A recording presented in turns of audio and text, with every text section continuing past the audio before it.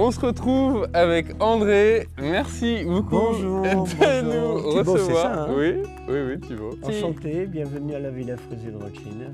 On est parti pour faire un tour de la villa avec André. C'est le chef jardinier. On a beaucoup de chance de l'avoir aujourd'hui. C'est un vrai passionné. On va faire un tour de la villa. L'objectif, c'est de pouvoir voir les différents massifs, les différents jardins, puis vous inspirer, voir ce qui est reproductible chez vous et aussi se rincer les yeux parce que c'est juste sublime. Donc là, on est à l'entrée de la villa. Tout à fait. Ici, on est censé prendre l'entrée de la billetterie. Un billet ici. Voilà. Et ensuite, ça commence par là le tour. Et après, on commence par là et on fait tout le tour Sans vous, André, du coup. Du parc. Ok. Donc, ça coûte combien un billet? Je crois que c'est 18 €. 18 €. Pour la fête de la Rose, c'était 20 €. Ok. Mais je crois qu'en temps normal, c'est 18. Ok. Ouais. Et donc là, on commence avec un bougainvillier. Oui. Qui est magnifique. Bougainvillier rouge. Et alors là, vous faites comment pour l'arrosage? C'est une plante que vous arrosez à la main? Ouais. Tous les combien vous arrosez du coup? Il faut arroser 2 fois par semaine. Ouais.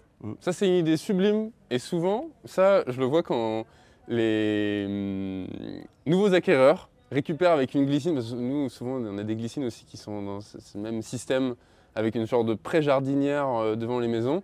Ils n'arrosent pas et au bout de 2-3 mois, ils peuvent perdre leur plante parce qu'en fait, c'est quand même de l'entretien d'avoir une plante en simili-pot comme ça dehors. Alors le bougainvillier, la seule difficulté, c'est qu'en fait, il lui faut beaucoup de chaleur d'un coup. C'est une plante tropicale. Donc en fait, c'est comme l'hibiscus, il lui faut 20 degrés pour qu'il redémarre. Ouais. Et on a des fois les difficultés à les transplanter parce qu'ils ont un grand pivot et il ne fait pas de motte en fait. Ouais. Donc, mais c'est une plante magnifique. Mais ici, jamais de toute façon là. Non. Il fait quoi au plus froid ici? On a eu du gel en 85-86. Ok. Donc il y a longtemps. On est précis ici. Ah oui, je vous donne des précisions. Ceci est magnifique. En fait, c'est pas un violet classique, c'est un rouge un peu soutenu qui est très joli. Ouais, fleur double. Fleur double, pas double. Il y a une nuance là-bas et je vous en montrerai un autre. Avec le blanc derrière, je trouve que c'est vraiment super élégant en fait, avec les palissades de blanc derrière. Ok, je vais vous montrer par là avec André un massif qui est dans le virage. Franchement, c'est une super idée. Ça, bougainvillier, l'entretien, vous faites quoi, une taille par an devant? Oui. Le bougainvillier, alors ce qui se passe, c'est que nous, on a de plus en plus d'été indien. Donc l'idéal, le bougainvillier, c'est de le tailler en octobre, pour qu'il puisse repartir un peu. Faire le plus de fleurs possible après. Voilà. Si on taille un bougainvillier en octobre, il fleurit tout l'hiver si on a une température douce. Moi j'avais un bougainvillier. Oui, non, tout l'hiver.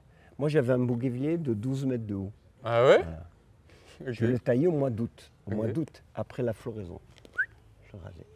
Il faisait plus de feuilles, mais par contre, il faisait les fleurs tout l'hiver. Et alors, dans des simili-jardinières comme ça, vous mettez un peu d'engrais? Oui, bien sûr. Vous mettez quoi comme engrais?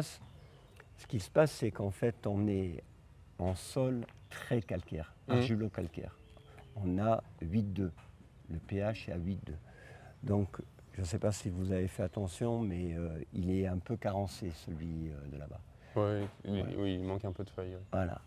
Il est un peu carencé, donc il faut apporter du chelate de fer. Ok, voilà. Ça marche. Et ça, vous faites ça une fois par an? Oui, enfin, selon les besoins. L'engrais, je trouve que contrairement à la taille, c'est vraiment un peu quand on veut. C'est pas la peine quand même, à mon sens, de se prendre tant la tête sur la période pour mettre de l'engrais. On peut en mettre un peu toute l'année quand même. Non? En fait, ça dépend. La plante, ça dépend déjà, comment dire, moi, depuis des années, je fais l'amendement organique. Oui. Donc l'amendement et l'engrais, c'est vraiment deux choses différentes. En fait, ce qu'il faut, c'est bien voir quand on a une plante, si elle est gênée avec comment dire, des racines d'un arbre ou pas. Oui. Regardez la différence. Concurrence racinaire. Voilà. Du début du massif à la fin du massif. Voilà. Tout ça, c'est des rosiers à iceberg. Voilà. Là, il y a une concurrence racinaire énorme avec les camérops et les palmiers. Là, il y en a moins, ils sont plus beaux.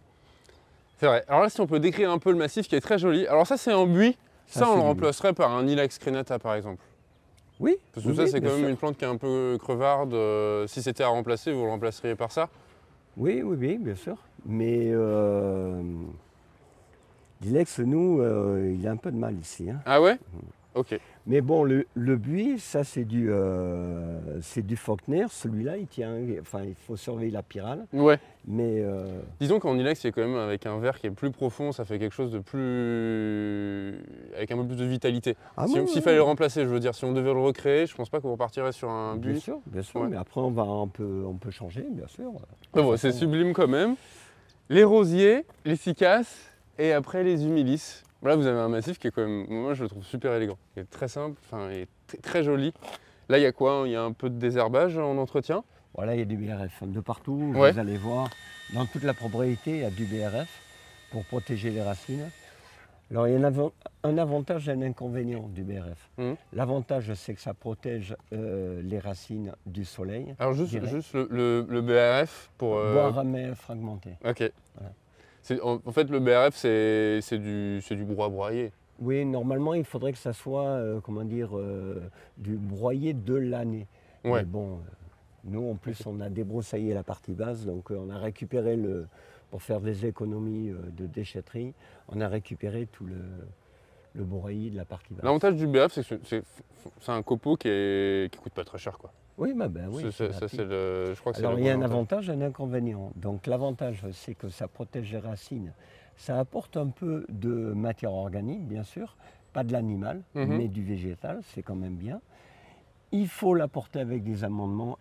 Il faut que ça soit complémentaire avec des amendements organiques et de l'engrais s'il y a un besoin. Ouais. On produit du miscanthus aussi. Ah oui, alors ça. On arrive quand même à faire en sorte, en mettant du BRF, du miscanthus, du chanvre, du copeaux de bois, quand même avoir un peu moins de mauvaises herbes, parce qu'il y a un peu moins de lumière. Et donc c'est un peu moins l'abondance des adventices, non? Ah oui. On est quand même d'accord. Bien sûr. Et je vais venir aux inconvénients. Oui. Les inconvénients, c'est qu'en fait, ça apporte un peu trop d'humidité s'il pleut pendant une période pluviale. C'est-à-dire qu'en fait, le rosier, il est sensible au marsonia et à la rouille. Ouais. Et avec le BRF, ça se développe un peu plus. D'accord. Oui, ça c'est vrai que c'est un sujet qui est intéressant. Et du coup, ça, il y aurait quoi comme astuce? Il faut traiter les rosiers. Ou sinon, avoir un sol qui est bien drainé à la base? Non, il n'y a pas de solution. Moi, je trouve qu'il y a beaucoup plus de marsonia et de rouille depuis qu'on met régulièrement du BRF. Mais c'est bien. Est-ce que les années n'étaient pas humides aussi les dernières années? L'année dernière, elle était très humide aussi, ça a peut-être joué un peu. Il y a eu des hivers où c'était complètement sec. Okay. Donc voilà, donc c'est bien d'apporter le BRF. Ok. Ça vous arrosez en goutte à goutte? Oui. Ok. Oui. Là si vous arrosiez pas en goutte à goutte, bon, les humilis, ça c'est une plante qui est bien résistante à la sécheresse. Ça c'est une forme. Enfin, Cereus uruguaensis. Ok. Et c'est quoi le nom commun, pardon? C'est un cierge, Cereus. Ok. Ça c'est une plante que moi je connais pas du tout parce qu'elle est super sensible au froid. Ça gèle à combien ça? Je ne pense pas que ça gèle tellement ça. Ah ouais? Il doit supporter 5 lui. Ouais, 5. Voilà. Mais 5 c'est... Et lui, ce qui est très intéressant, c'est qu'il fait des fleurs au petit matin, après il tombe dans la journée, et il fait des fruits magnifiques. Voilà. Comestible, non? Oui, c'est comestible. Ok, incroyable.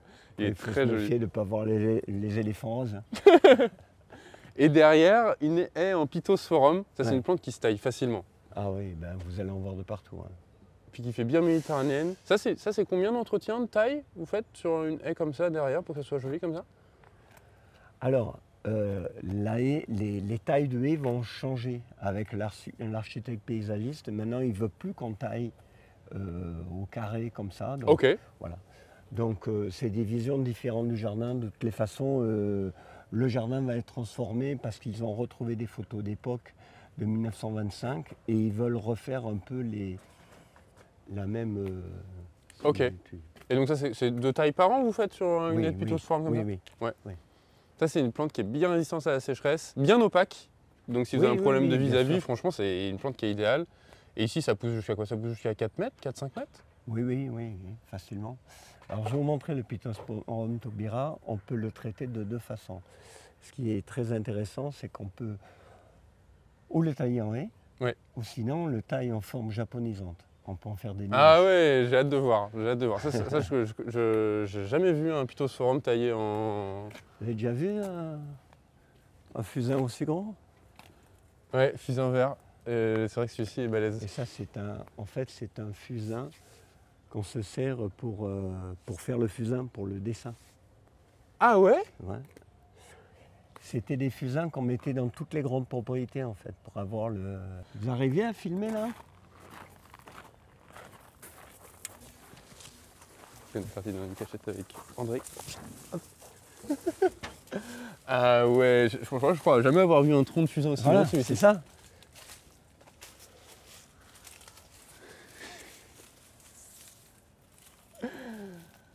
Ah ouais, c'est du sérieux ici, c'est sympa. Hein, je sais pas si à la caméra on voit grand chose souvent quand il fait sombre comme ça. Ça, c'est une plante, vous taillez comment? Vous avez une nacelle pour remonter là-haut pour la tailler? Non, on le fait à l'échelle, mais il va falloir le faire à la nacelle. Bah ouais, parce que là, arrondi comme ça commence à être sport à l'échelle. C'est galère. C'est les nouveaux de l'année, les bleus de l'année qu'on envoie faire ça là. Non, mais moi je l'ai fait pendant des années. Ah oui, bah oui. La taille, c'est vraiment un boulot qui est physiquement qui est éprouvant comme activité. Quand on joue avec les clients. C'est magnifique. Ouais, en fait, c'est vrai que c'est aussi un côté qui est joli. Celui-là, il est vidé de l'intérieur. Et après, il est fait sur l'extérieur avec. Honnêtement, je ne savais même pas qu'il pouvait avoir un tronc noueux comme ça et serpentueux. Pour moi, c'était vraiment une plante qui poussait avec du bois plus fin. Je me suis permis de. Bah ouais, c'est impressionnant. C'est une plante qui aurait combien d'années, ça, vous pensez? Je pense que ça a 100 ans, ça. Ça ouais. a été planté à l'époque, à la construction. C'est les dattiers de Canaries, c'est ça? Non, on a du Phoenis canariensis, ouais. mais on n'a pas de Phoenis dactylifera. Il n'y en a okay. pas. Et le gros souci, en fait, des palmiers, c'est qu'en fait, ils sont attaqués par le Rhynchophorus, ouais. voilà, et par le Pisandisia. Alors, comment vous faites ici pour protéger les humilis, pardon? Nous, on les fait traiter par une société spécialisée ouais. Qui traite avec... Parce qu'on est... on est en bio total depuis 12 ans. D'accord. Voilà. Donc j'appelle une société qui s'appelle Vegetech okay. et qui traite avec du Bovaria. C'est un champignon qu'on dépose à l'intérieur du cœur du palmier. Et c'est efficace? Et c'est efficace. Okay. Voilà. Le problème, c'est qu'en fait, le traitement doit être fait toutes les 5 semaines. Et en raison, par rapport, voilà, après c'est très onéreux. C'est quoi le budget à peu près pour un palmier? Si je suis un particulier, que j'ai un gros palmier comme ça. J'ai 45 palmiers dans la propriété. En 12 ans, j'en ai perdu 5. Ouais. Voilà. Ça coûte 15 000 € par an. 15 000 € par an de protéger l'ensemble des palmiers? Oui. Ah ok, je m'attendais à un budget plus... Oui. Parce que bon là, c'est une villa qui est gigantesque. Hein. Alors après, ce qu'il faut savoir, c'est que les palmiers, ça fait 100 ans qu'ils sont sur la Côte d'Azur. Mais moi, je dis qu'il faut se battre, en fait. Bah oui. Je vois bien que vous êtes un battant. Et voilà. Alors, ils sont taillés comme ça c'est la taille ananas, ouais. pour qu'ils puissent recevoir le plus de produits quand ils sont traités. Ah ok, voilà. d'accord. C'est pour ça, avant, traditionnellement, toutes les Alpes-Maritimes, non, jusqu'à Antibes, la taille, c'était en marguerite. Les talons jaunes, vous avez déjà vu? Non. Voilà. Donc, je vous montrerai à la limite, sur les brayas, c'est le même style en fait. Là si vous étiez chez vous un particulier et que vous aviez un palmier que vous voulez protéger, vous feriez comment pour le papillon? Ce serait quoi les astuces que vous auriez à donner? Mais il faut... Le Camérops, il est sensible aux papillons. Oui. Voilà. Le Phoenis canariensis, c'est plutôt le Rhynchophorus. Et on a aussi le Pisandisia qui peut attaquer les Washingtoniens. Oui. Voilà. Il faut les traiter, les palmiers. Il faut les traiter régulièrement. Le seul problème, c'est qu'il faut appeler une avec un insecticide? Pardon? Je n'ai pas compris. Non, mais comment, en tant que particulier, comment vous feriez? Parce que tous les 5 semaines, ça semble un peu compliqué quand même. Non. Il y avait plusieurs solutions. Moi, je me suis toujours refusé en fait à faire ce qu'il ne faut pas faire, c'est faire les injections. Ça s'est avéré en fait néfaste pour le palmier. Ouais. Donc, vous avez 2 solutions. Vous avez la nématode ou vous avez le Bovaria. La nématode ne supporte pas la chaleur. Donc le Bovaria, le produit s'appelle l'ostrénil. C'est très bien. Il faut le mettre de... les dates... voilà. L'ostrénil, il faut le mettre quand il fait chaud en fait. Ça c'est un nérium panaché, non? Oui, oui. Incroyable. Alors, moi j'ai l'impression que ce soit les glycines ou les nériums panachés, ça fait quand même vachement moins de fleurs que les cultivars classiques non panachés, non? Celui-là, il fleurit bien. Il fleurit bien, parce que je vois que là, il y a quand même peu de boutons, non? C'est quand même une plante qui fait beaucoup de fleurs? Ben, oui, oui. Oui, ça change quoi, c'est un laurier rose avec des feuilles panachées. Très sympa. Et là, en bouton. C'est un fuchsia celui-ci, la couleur? Oui, oui, oui. Très joli. Ça. C'est vrai que ça change comme arbuste, parce que le laurier rose, c'est quand même, ici dans le sud, c'est un arbuste qui est persistant, qui fait énormément de fleurs, avec une floraison très longue, résistant à la sécheresse, bien opaque, enfin il a tout quoi. Moi ici, là, vous avez vu, tous les lauriers, ils ont été taillés, parce que depuis des années, ils n'avaient pas été faits. Donc lui, je l'ai restructuré, je l'ai bien redescendu, voilà. Mais voilà. Ça, vous le taillez à quelle période de l'année pour avoir le plus de fleurs possible? Septembre, octobre. Ça, c'est une plante aussi, si vous la taillez pas, qui fait du gros bois. Hein. C'est un peu comme un laurier palme, quoi. C'est une plante qu'il faut quand même bien entretenir, si vous ne voulez pas être débordé. Hein. Le problème, c'est que le laurier rose, c'est un bois assez mou. Donc, il faut le rabattre un peu après la plantation pour que les rameaux se solidifient un peu, en fait. Vous voyez, là, j'ai coupé ici pour que la tige... On va vous montrer. Voilà, pour que ça se ramifie. D'accord. Voilà. En fait, les tire-sèves, les grandes tiges, il ne faut pas les laisser monter trop hautes. Moi, j'ai fait une certaine hauteur pour cacher ce qui se passe derrière. Okay. Le laurier rose, il ne faut pas le rabattre de trop. Il faut lui donner un certain volume. C'est quoi? Il faut enlever 20% en... Non, mais si on le rabat constamment, comme c'est une plante vigoureuse, qu'est-ce qu'il va faire? Il va refaire des grandes tire-sèves. Donc, moi, ce que je préconise, c'est de le stabiliser. Voilà.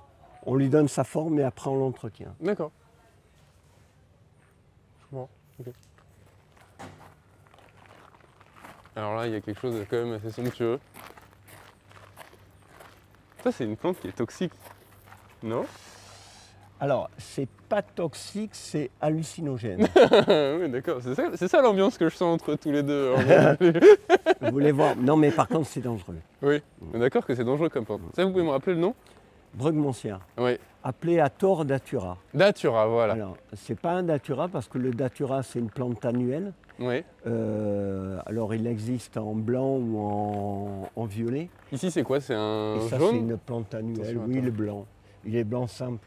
Mais lui, on ne l'a pas taillé. Donc, on va le tailler en cours de saison quand il va se fatiguer un peu. Alors, qu'est-ce qui est dangereux avec? C'est dangereux parce qu'on peut voir que c'est hallucinogène et on perd la raison avec ça. En quoi? En le mangeant, en le touchant? Vous voulez une anecdote? Oui, dites-moi. Mais une vraie anecdote, hein, parce que j'avais un collègue de travail qui était pompier. Il y a un jeune qui a fait un pétard et surtout à pas faire. Il s'est fait un pétard avec un brugmansia. Okay. Voilà, et il s'est pris pour un chien.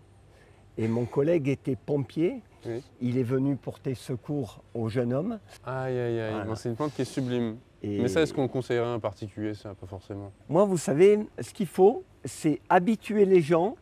Parce que si on enlève toutes les plantes toxiques, on enlève 80% des plantes du jardin. Ah, c'est comme ça, en fait. Ça, c'est l'éphédra. Vous connaissez? Non, je ne connais pas. Voilà. L'éphédra. Ça, c'est une plante qui est sensible au froid, ça. Relativement. Oui, peut-être. Sur les moins 5, moins 7. Ça, c'est un tonique cardiaque, en fait. Mais voilà. Donc, il faut. Moi, je ne l'ai jamais fait et il faut connaître le dosage. D'accord. Ok. Et alors là, vous avez un olivier. Là, il y a de l'entretien sur celui-ci. Ben, cet olivier, je l'ai taillé au début du printemps. Ouais. Voilà, c'est un caïtier. Donc, Olea europae, variété caïtier, c'est l'olive de Nice en fait. Il a un port pleureur à Mais la oui, différence. c'est incroyable. Voilà. À la différence. Sublime. Et oui, c'est la différence. En fait, c'est un olivier particulier, c'est l'olive de Nice. Ça lui donne vraiment un côté presque romantique, quoi. Il est bucolique, il est sublime. Et encore là, il a été taillé un peu court parce qu'on ne passait plus en fait. Alors donc là, pendant 2-3 ans, on va le laisser un peu tranquille. Là, André, au niveau entretien, là, il y a du boulot quand même, sur la taille ici. Oui, oui, bien sûr. Là, c'est quoi comme quantité de boulot par an? De quoi? Pour la taille. C'est 2-3 tailles par an minimum? Ah non, celui-là, en fait, un olivier comme ça, il a 400 ans, il faut le tailler tous les 3 ans. Voilà, il ne faut pas attendre plus. Ah, ok. Et lui, on avait attendu beaucoup, beaucoup plus. Donc en fait, il a fallu que je le restructure, que je retrouve un peu. Après, ce qu'il faut savoir, c'est qu'un olivier en vieillissant, mais ça, c'est pas une maladie, tous les troncs deviennent creux. C'est comme le caroubier, c'est pareil. Oui, bien sûr. Donc en fait, c'est très dangereux. Il faut avoir l'habitude, il faut... Voilà, il faut oui, parce qu'ici, vous êtes en échelle aussi, quoi. Vous ne passez pas à la nacelle. Donc là, vous faites tout à la main pour monter dedans. Corde. À la corde, ok. Ok. Et alors au pied, là, petite vivace. Vous me disiez tout à l'heure, hors caméra, que les vivaces, c'était assez récent que vous commenciez à les intégrer dans le projet? C'est cette année, oui. C'est le nouveau paysagiste qui s'appelle Jean-Baptiste... Il s'appelle Duchesne. Jean-Baptiste Duchesne. Ok, il a bien trouvé son nom.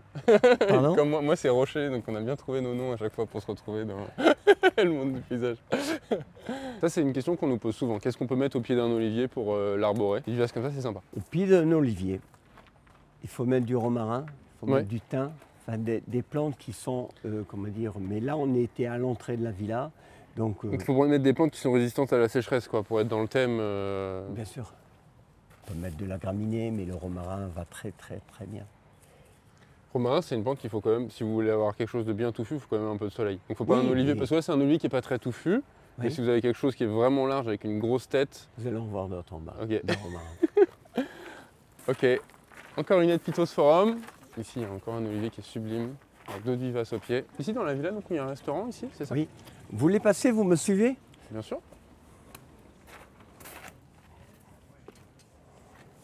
Par contre, je n'ouvre pas. Hein. Ok. Bonjour, on ne fait que passer. Hein. On ne fait que passer. Voilà. Comme ça, il filme un peu le restaurant. Ça ne vous dérange pas qu'il vous filme un peu? Voilà, bonjour. Donc ici, on est sur la terrasse de restaurant. Alors, encore un olivier caïtier, des orangers. Donc en fait, il y a les fenêtres qui ont été recréées pour voir la mer. C'est très très joli. Donc il y a les colonnes avec le lierre. Voilà. C'est quoi comme style de restaurant ici? Le restaurant s'appelle Béatrice. C'est cuisine française du Sud. Pardon? C'est une cuisine française du Sud? Oui. Ouais. Okay. Bon, j'ai pas goûté, mais en tout cas, la vue est validée. En passant, là, je vous montre ça, c'est intéressant. En fait, vous connaissez, ça c'est le jasmin des Açores, Azoricum. Okay. Lui, il est très intéressant, lui, il est très odorant, oui. Ah ouais, il a une odeur très, en fait, fruitée. Oh là, j'ai André qui a sorti son sécateur. C'est beaucoup un mot. Sécateur japonais. Le jasmin de Grasse, grandifolium. Par contre, c'est caduc ça. Hein. Ça perd ses feuilles en hiver. Oui. C'est semi-persistant. Oui. Mais s'il fait froid, c'est pas une plante à conseiller quand même. Hein. Non. Dans les Bouches-du-Rhône, il tient. Hein. Ouais. Parce que ma fille habite Istres et elle en a un dans son jardin. Hein. Moi, j'en ai mis à...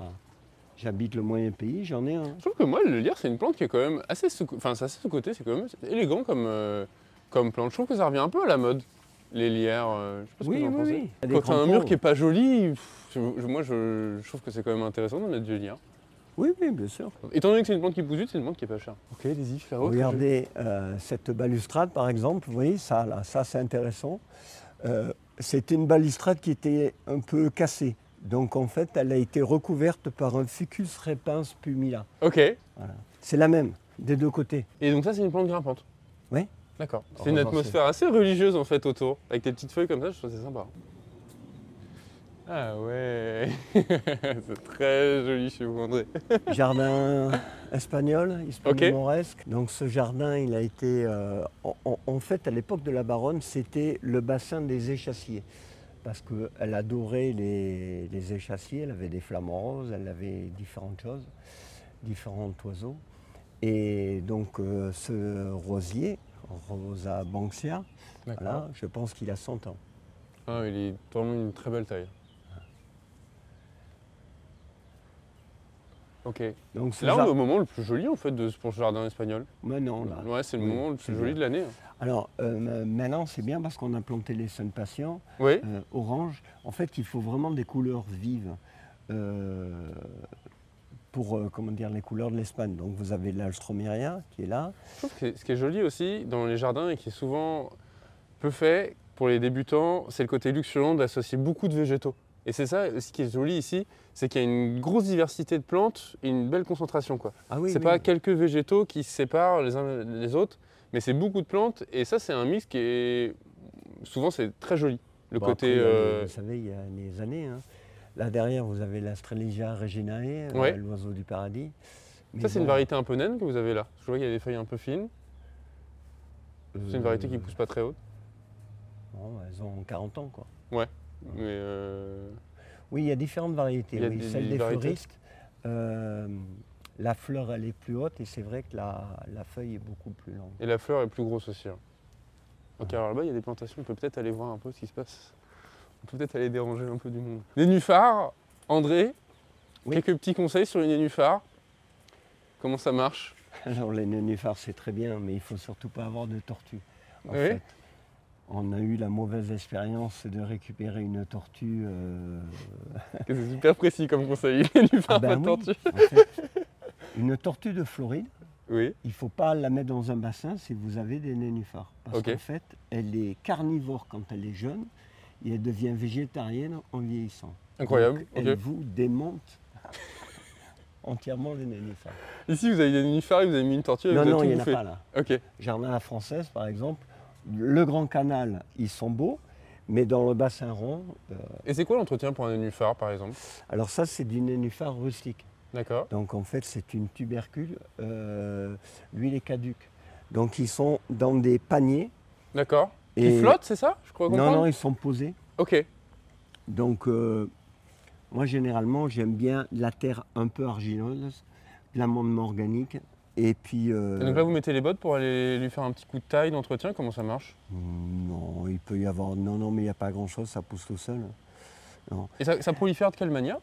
L'idéal, c'est qu'il y ait un peu de vase, en fait, et que les racines puissent sortir. Les nénuphars de Monet, c'est l'exemple type, hein, mais c'est un étang. Voilà, c'est-à-dire qu'en fait, ils ne sont pas plantés. Là, ça, c'est un bassin, donc les pots sont sur du carrelage. D'accord. Donc le nénuphar, il ne faut pas que ça soit trop aseptisé en fait. Et il y a une exposition pour les nénuphars, toute exposition? Soleil. Et ce qu'il ne faut surtout pas, c'est il faut que ça soit calme. Là, ça va. Mais sur le jardin à la française, vous allez voir, il y a les jeux aquatiques. Ouais, et ça, il n'aime pas trop. Et il n'aime pas.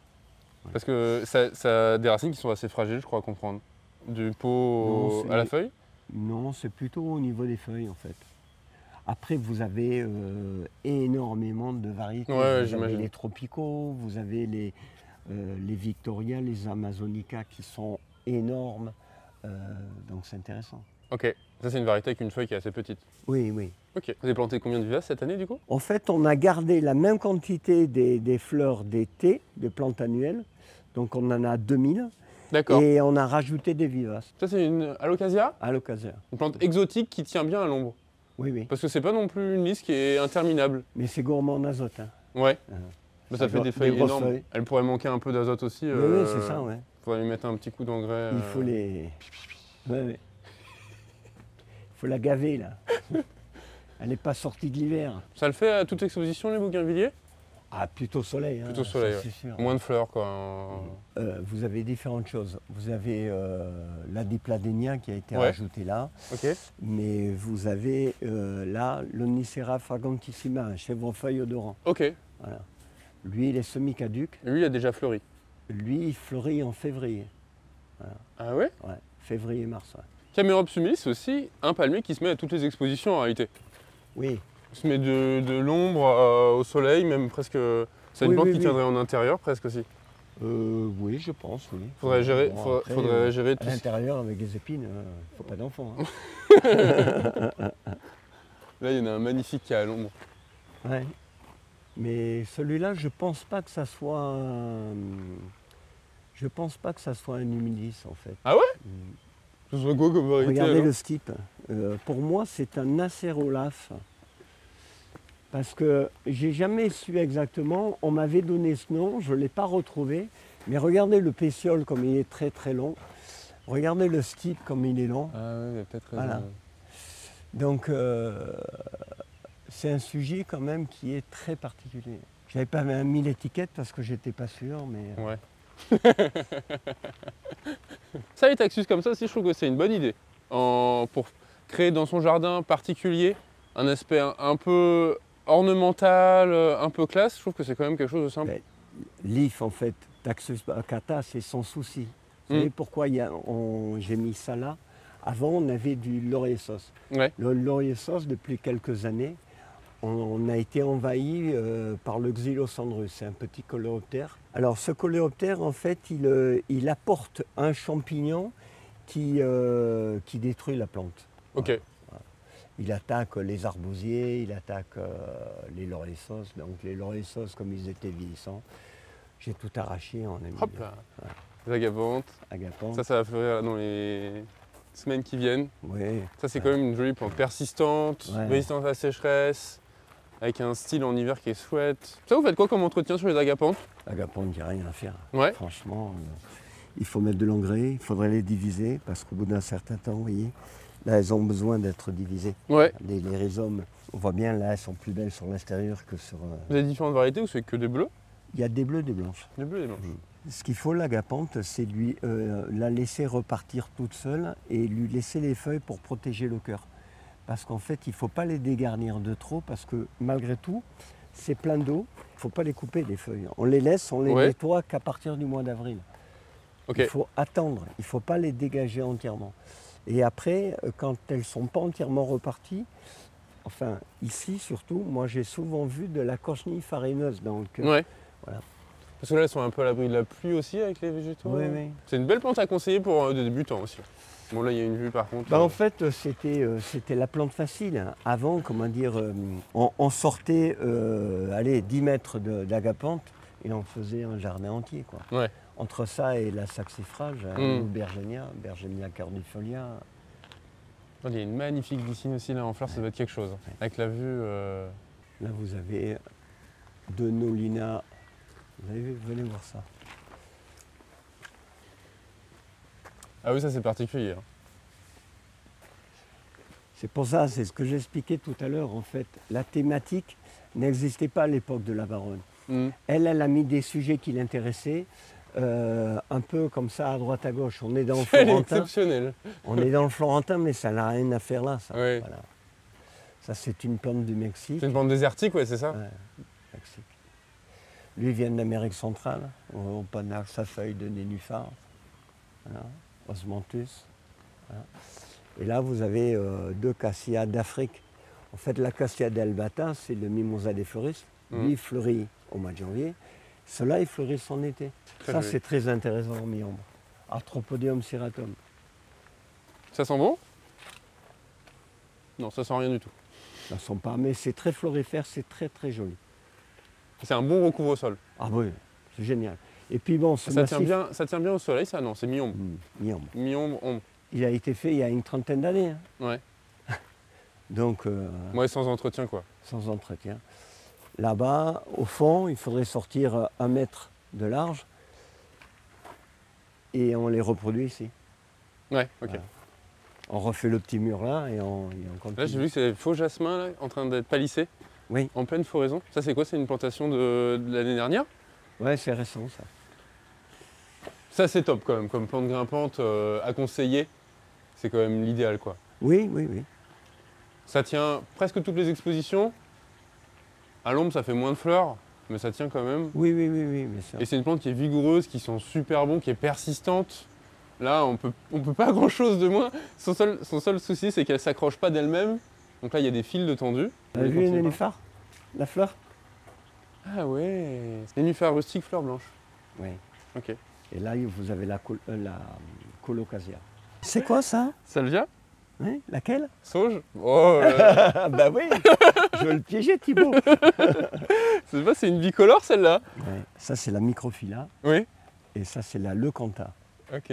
La leucantha, elle est très sympa parce qu'en fait, on dirait du velours en fait. Celle-ci, c'est vraiment, cette salvia-là, c'est une salvia qui pousse vite. Hein. Oui, oui, oui. Pour faire un massif ou quoi, c'est quand même idéal. Par contre, niveau entretien, ça pousse tellement vite qu'elle a un final, si vous voulez pas qu'elle remplisse l'entièreté de votre massif, là, il va falloir quand même faire un petit peu de taille ou quoi pour pas se laisser déborder. Il faut les planter à 1 mètre. Et puis après, là, l'allée, on la redessine mi-juillet, au mois d'août. Parce que quand il fait très chaud, elle se calme un peu au niveau floraison. D'accord. Donc, ça, c'est une floraison qui est presque remontante aussi. Oui, bien sûr. Ça fleurit combien de temps dans l'année? Là, ça commence à fleurir maintenant, elles sont très belles. Donc ça fait de mai à octobre. Facile. Incroyable. Franchement, ça c'est idéal quoi. Et en janvier, après on les taille. Agapante, jasmin et puis sauge, et puis pittosporum, mais voilà, vous avez fini votre jardin. Raffiole épice. Oui. Vous avez pas mal d'abélias aussi taillées en différentes formes. Oui. Ça, c'est une plante que vous aimez bien, vous? Parce qu'elle fleurit pas mal. Oui. Je suis étonné qu'elle soit pas en floraison là d'ailleurs. Ah, elles vont fleurir plus tard. Ah ouais? Ok. Ça sent bon. Abélia grandiflora. Vous pouvez faire une haie aussi. Sur quoi? Sur 2 mètres de haut. Après, oui, ça a du mal à sûr. pousser à plus haut que 2 mètres de haut. C'est moins bien. Mais si vous voulez faire quelque chose. Et en pot, c'est assez sympa aussi, mais un peu retombant. Et moi, j'ai la sensation qu'en pot, dès que ça perd un peu ses plumes, après, c'est compliqué à refaire.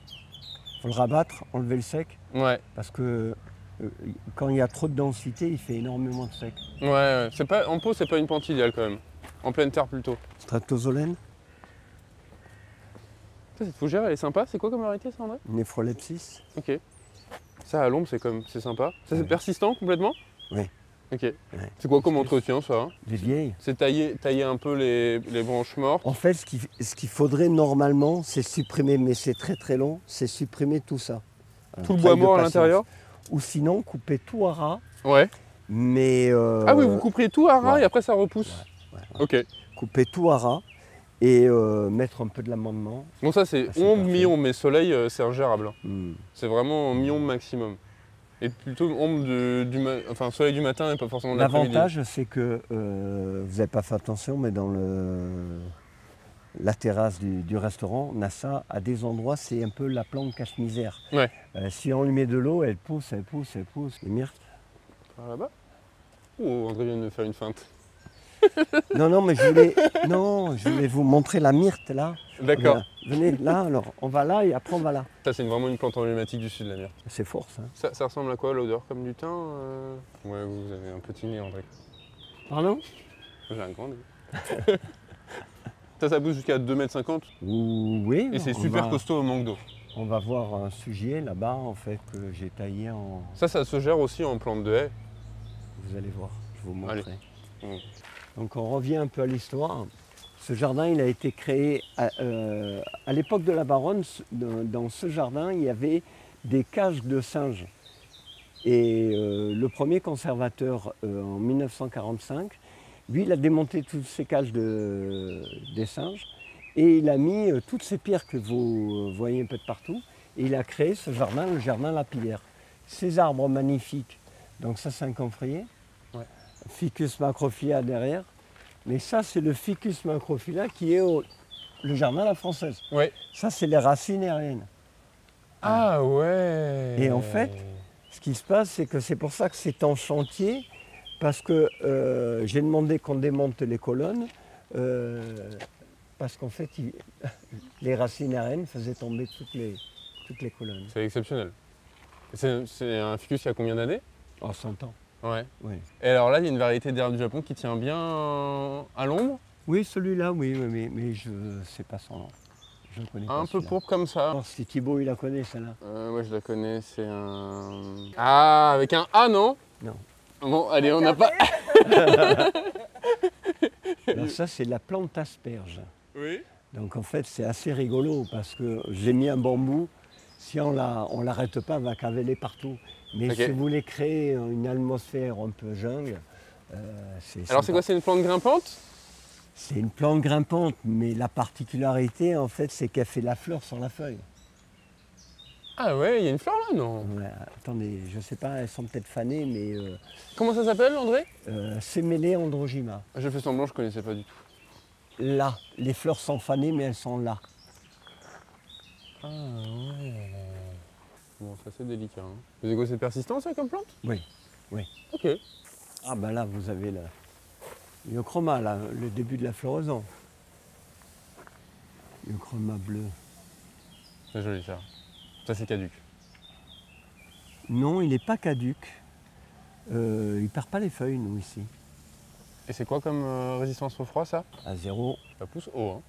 Oui. Bah, là, il faut qu'on le taille un peu. Ça fleurit combien de temps une plante comme ça? Oh, jusqu'en septembre, il fleurit. Hein. Mais là, maintenant, nous, on le palisse, en fait, pour éviter, parce que comme c'est une plante assez vigoureuse, avant, il était toujours un peu coupé trop court, et du coup, il faut voir la mer. Ouais, bah oui, ici, il y a le sujet aussi de tailler pour voir la mer. Ils ont en GA. Moi, j'aime beaucoup. C'est un simili jardin de curé, là, où il y a un petit peu avec des bordures. C'est un style que j'aime beaucoup. Et là, qui est facile à faire, hein, pour le coup. Disons que ça, azalée, camélia, hortensia, annabelle, il y a beaucoup de floraison, donc c'est pour ça qu'on a fait ça. Ça, vous arrosez à la main ici ou là, il faut compenser. Ouais. Il y a du goutte à goutte, mais en fait, le problème, c'est que l'azalée, au bout d'un moment, elle commence à avoir les racines qui touchent. Et cette partie est beaucoup plus ensoleillée que là-bas. Ouais. Et donc, là, il faut il faut arroser un compenser petit peu. ouais. Compenser. Et les annabelles, elles sont belles. Mais en région parisienne, c'est plus beau. Bah, même les hortensias, c'est une plante pour chez nous. On a ça chez nous. On n'a pas la vue sur la mer, mais... Attendez, bah, encore allumé les canons, ils ont oublié. Ah, mais André nous fait une blague. Attendez, j'y vais. Attendez-moi là. Allez, mon jardin est sublime. On a beaucoup de chance d'avoir André, il est passionné, franchement. Je pense que la vidéo va durer 30 ans, mais je sais pas ce qu'on en fera, mais vous me direz si ça vous plaît. On s'est remis nos émotions de l'arrosage, c'est reparti. On continue le voyage. Quand on vient à la Villa Efrosi de Rothschild, c'est pour faire un grand voyage. Là, on va rentrer dans le jardin japonais. Ah, ok. Le jardin japonais, à l'époque de la baronne, elle adorait l'Asie, mais elle n'aimait pas tellement comment dire, le jardin exotique, qu'elle n'a pas fait, puisque le jardin exotique, le jardin japonais allait jusqu'à la roseraie. D'accord. Et c'est M. Turner, le premier conservateur de l'académie, qui a créé le jardin exotique. Ok. Elle a demandé à Alexandre Pétot, son architecte paysagiste de l'époque, elle lui a dit « Je veux un jardin japonais ». Il a dit « Mais je ne connais pas le Japon ». Oui. Elle a envoyé 3 ans au Japon pour qu'il s'imprègne. 3 ans, ouais, c'est sérieux. Tout est dans l'excès. Alors, on parlait du Pittosporum Oui, je le voyais là. Donc là, on le voit taillé en boule. Mais là, forme japonisante.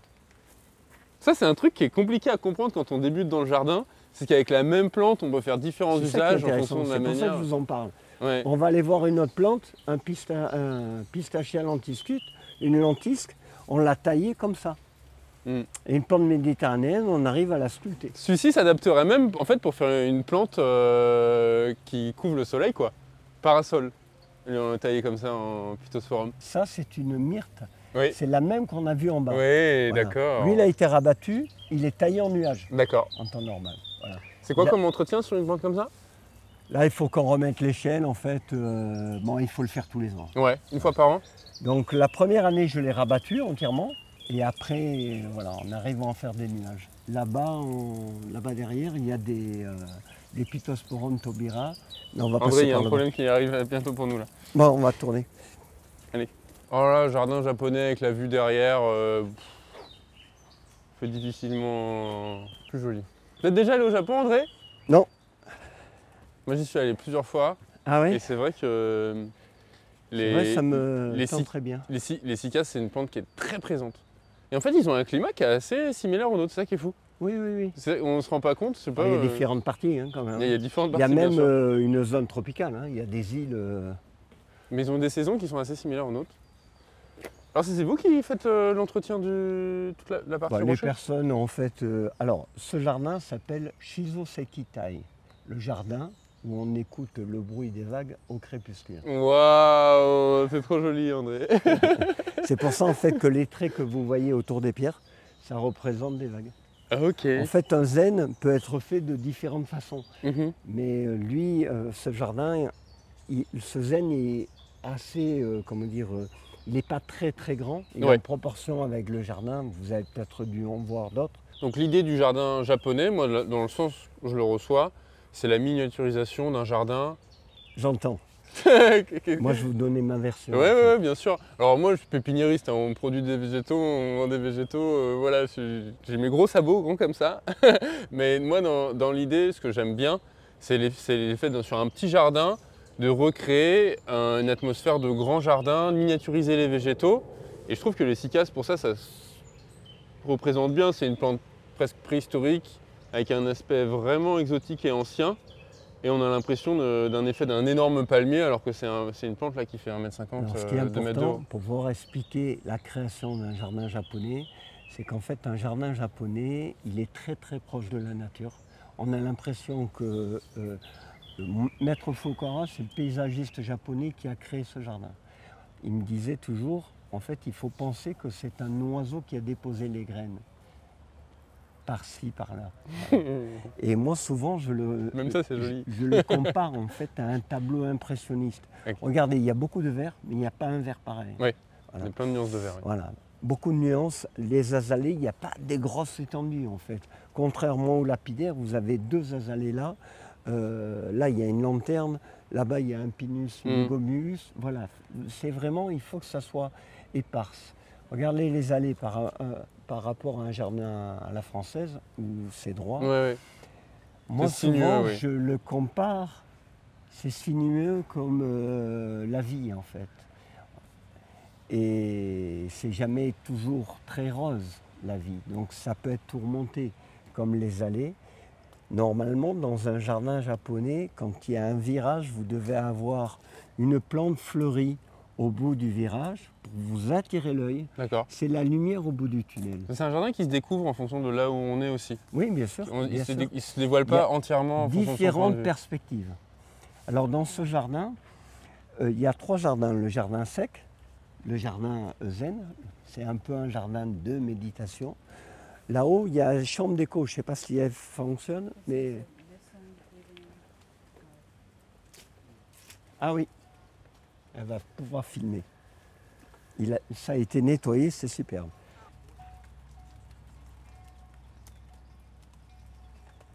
C'est un bruit de percussion qui est très sympa. Ok. Et donc là, il y a un système dans la roche? Alors, c'est une chambre d'écho, c'est-à-dire qu'en fait, il y a une jarre posée à l'envers, entourée de pierres. On a mis un bac pour récupérer l'eau avec une pompe d'aquarium. Et on a réglé la pompe pour entendre l'écho et pas le bruit de l'eau. Ça coule, vous voyez, mais très très peu. En fait. André, vous, si vous deviez commencer un jardin japonais chez vous, par quoi vous commenceriez? Entre les végétaux, il faut des belles pierres, il faut du granit en fait. Vous commenceriez par les pierres? Les pierres. Ouais. Vous les disposez de manière ornementale? Il faut l'ophiopogon. Voilà, la plante verte là que vous voyez. Alors montrez-nous. Ophiopogon. Ouais. Ça.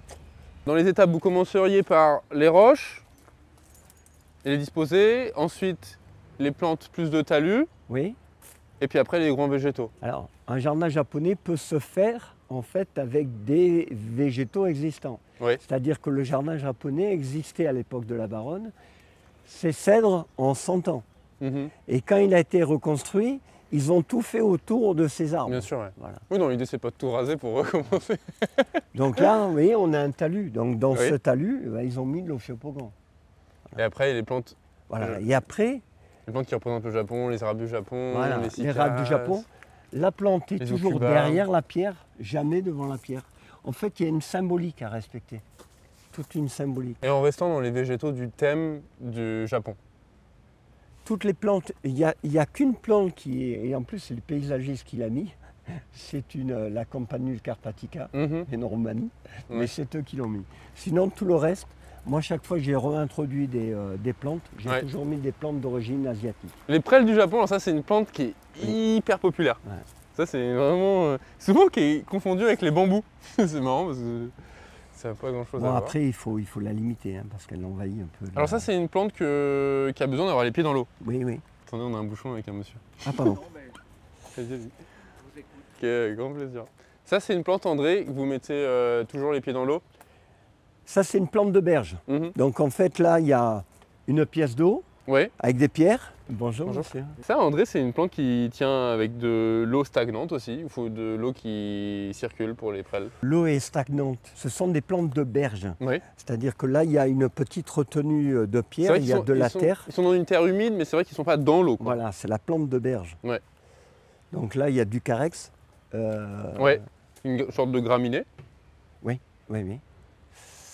Alors le pendula est très intéressant, mais la carex pendula, mais il faut le limiter parce qu'il se ressème, il y en a partout. Ça vous les amendez, vous faites quoi comme entretien sur une prêle comme ça? Il faut couper toutes les tiges, oui, il faut mettre un peu d'amendement, oui. Ça, on coupe les tiges pour que ce soit joli. Oui. Et puis c'est une plante qui peut pousser jusqu'à 1,50 m quoi. Oui, 1,50 m. Et qui est costaud à pas mal de choses. Oui. Bon, s'il fait trop froid, bon ici je sais qu'il fait jamais trop froid, mais c'est comme une plante quand il fait froid qui s'abîme un peu. Malheureusement, ce jardin, on a beaucoup de zones. Alors, le jardin japonais, la base, c'est l'eau. Il faut quand même beaucoup d'eau. On va voir un peu plus loin. Le circuit d'eau, il est interrompu par les racines du Ficus macrophylla. On faisait 5 remplissages par jour et c'était plus possible. Donc, du coup, c'est les racines du Ficus qui sont tout défoncées. Aïe. Donc voilà. Donc du coup, on attend dans la restauration, là, parce que là, normalement, on a une cascade, et là-haut, on a normalement... Ah oui, il y a une cascade qui est là. Voilà, il y a une cascade, et on a le shishi-odoshi, c'est le chasse-cerf. C'est-à-dire que l'eau coule d'un bambou et tape. Ah ouais, d'accord, je ne savais pas que ça s'appelait comme ça. Voilà. Donc là, j'en ai pas remis un parce que le circuit est fermé, mais normalement, initialement, ça devrait être comme ça. D'accord, ça marche. Et la plante couvre-sol, vous pouvez m'en parler un peu, André, celle-ci? La plante... Ah, Spidistra. Ouais, ça ressemble un peu comme un alocasia ou un... Vous voulez le nom commun? C'est quoi le nom commun? La langue des belles-mères. La langue des belles-mères, d'accord. Aspidistra. Ça, pour un talus en mi-ombre, c'est très bien. Il existe aussi en variegata. Ouais, ça c'est une plante qui est sympa. Par contre, ça c'est une plante qu'il faut avoir quand même une terre qui est assez humide. Oui. C'est pas une plante qui est résistante à la sécheresse réellement. Enfin, qui va s'abîmer, qui va pas être très jolie. Non, il faut de l'eau. Il faut de l'eau. Plutôt mi-ombre. On en a là-haut, en fait, dans la partie haute. Attendez.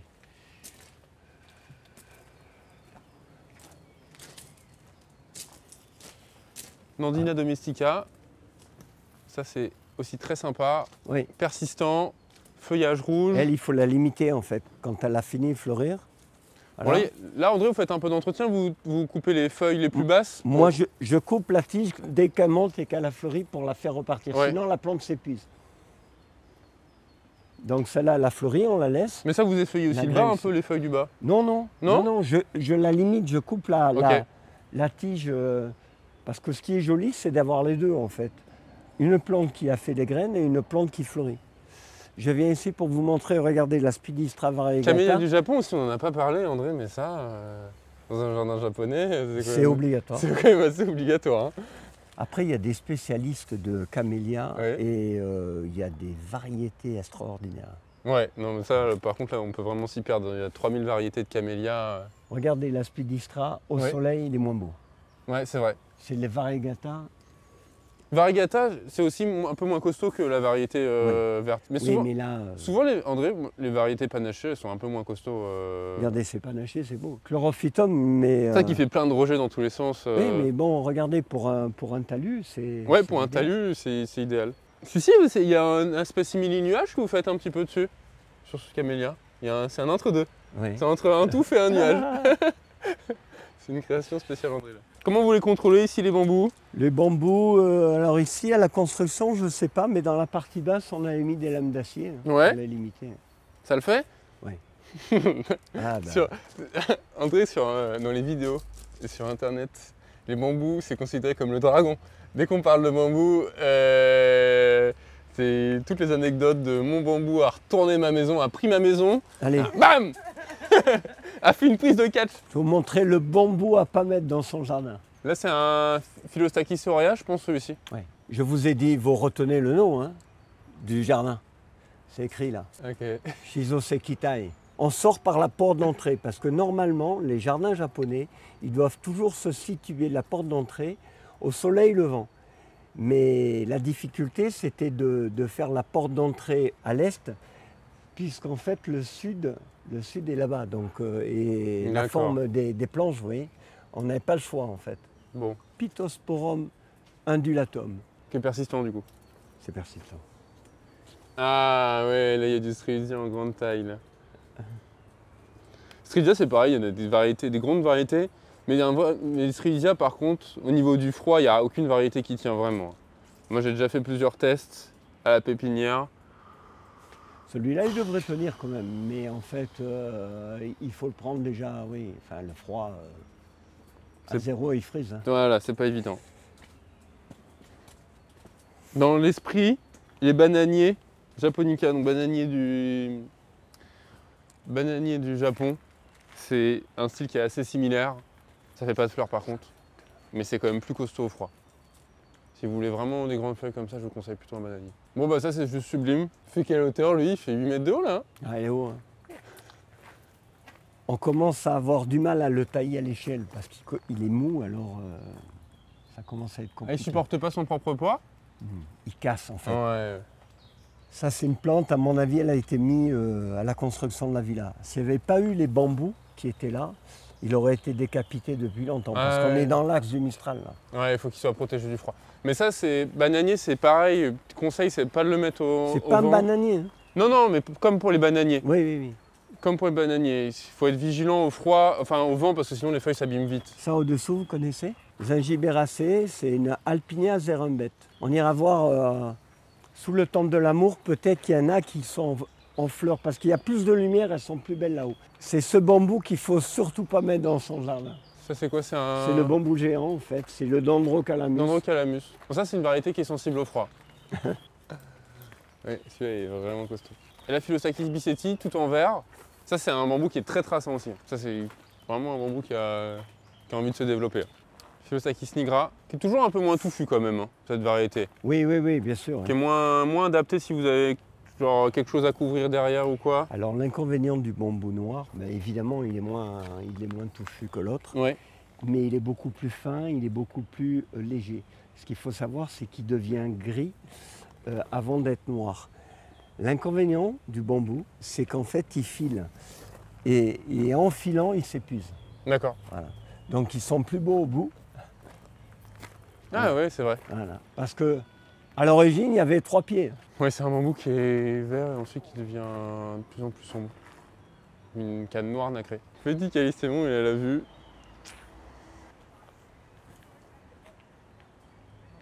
Rince-bouteille, Callistémon.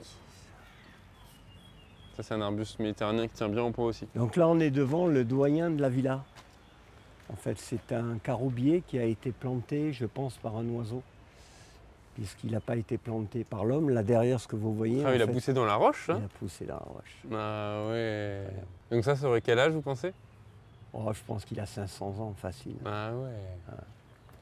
C'est vrai que cette taille-là, c'est assez exceptionnel. Quand je vous disais, cet arbre, c'est comme l'olivier. En vieillissant, le tronc devient creux. Ouais.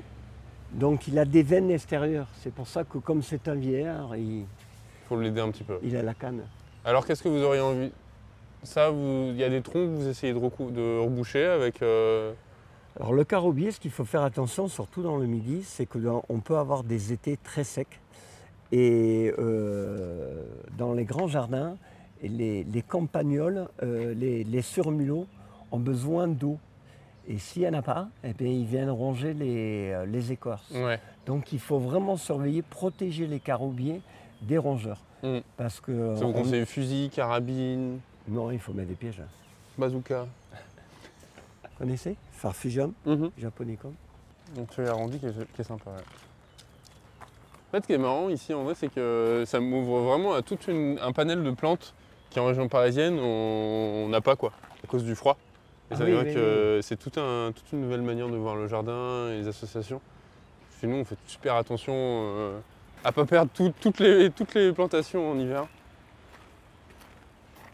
Regardez ça, Nymphophia. Ok.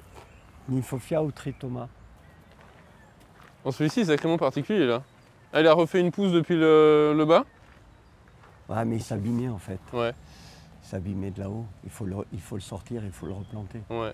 On est un petit peu tard en saison pour la roseraie? Non, il y a eu la première floraison. Ok. Et non, c'est pas tard. Donc là, c'est une partie qui est en pente, du coup? Oui, on est sur un talus, oui. Alors là, vous avez quoi, des variétés plutôt récentes ou des variétés anciennes de roses?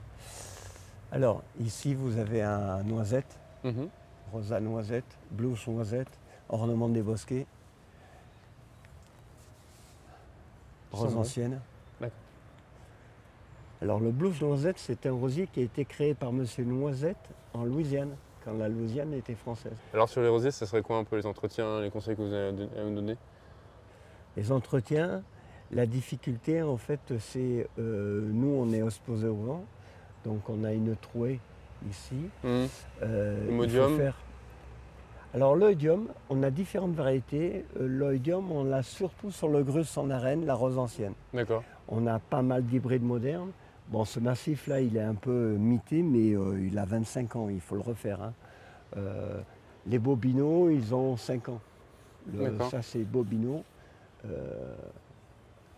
Au milieu, c'est Maxime. Au niveau de la taille? Il faut tailler mi-janvier. Mi-janvier. Et vous faites quoi? Ça, c'est une taille qui est quand même assez sévère hein, sur les rosiers. Oui, bien sûr. Faut pas hésiter à quasi enlever 50% de la plante. On va s'approcher. Hier, j'ai fait un peu les fleurs fanées dans les Bobinos. On s'approche, mais ça pique, attention. Ah oui, celui-là est merveilleux. Il est quoi? Il est rose et devient blanc? C'est le blush noisette. C'est lui qui a été créé. D'accord. C'est un grimpant. C'est un grimpant, oui. Ouais, celui-ci est magnifique. Est-ce que les grandes fleurs de rosier sentent un peu plus fort que les petites fleurs? Alors ça dépend. Au début, il y avait différentes espèces. Il y avait le rosa centifolia, la rose de Damas, le rosa noisette. Et après, on a créé les hybrides perpétuels, 17e, 18e, et les hybrides modernes. On voit bien la différence entre un hybride moderne, la feuille elle est brillante, l'autre elle est terne. Ouais. Et maintenant, en fait, ils le font, les hybrides modernes, ce rosier il est récent, ils font imitation aux anciennes. Donc il y a énormément de pétales, sentez ça. À vos ordres? Ouais, oui, celui-ci c'est magnifique. Bonjour. Bonjour. C'est magnifique.